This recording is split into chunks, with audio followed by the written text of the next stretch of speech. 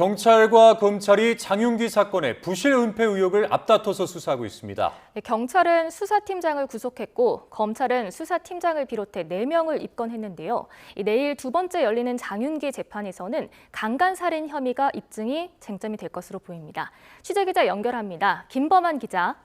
네, 전남 광주 취재본부입니다. 네, 어제 경찰이 광주경찰청 지휘라인을 압수수색했는데 이 수사 상황 자세히 전해주시죠. 네, 경찰 특별수사단은 어제 지휘라인 7곳을 압수수색했습니다. 형사과장실 등 광주경찰청 3곳과 서장실 등 광주 광산경찰서 2곳 그리고 당시 수사 책임자의 현재 사무실 등이었는데요. 경찰은 압수한 자료 분석에 집중하고 있습니다. 장윤기에게 적용된 혐의 즉 단순 살인죄의 최종 결정 과정과 수사 상황의 보고 체계를 캐고 있는 겁니다. 앞서 경찰 특별수사단은 장윤기 사건의 증거를 없앤 혐의로 수사팀장을 구속했습니다.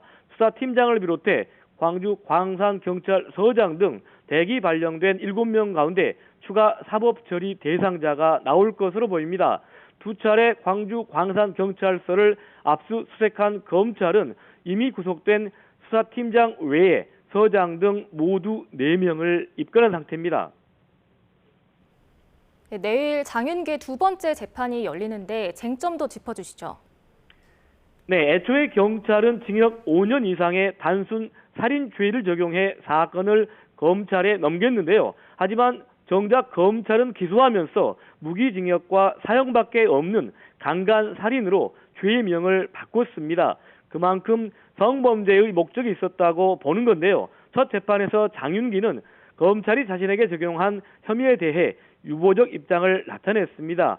내일 재판 때 말하겠다고 한 건데요. 검찰은 장윤기가 이채원 양 범행 불과 이틀 전에 쫓아다니던 베트남 여성을 성폭행하고 감금한 점을 주목하고 있습니다. 검찰은 장윤기가 미리 자신의 차량 조수석에 문을 열어두고 케이블 타이를 준비한 점 등으로 미뤄 이채원 양을 납치해 성폭행하려다 반항이 거세자 살해한 것으로 보고 있습니다. 검찰은 재판에서 장윤기가 성폭행을 목적으로 치밀하게 범행을 계획했다는 점 입증에 주력할 예정입니다. 지금까지 전남 광주 취재본부에서 YTN 김범환입니다.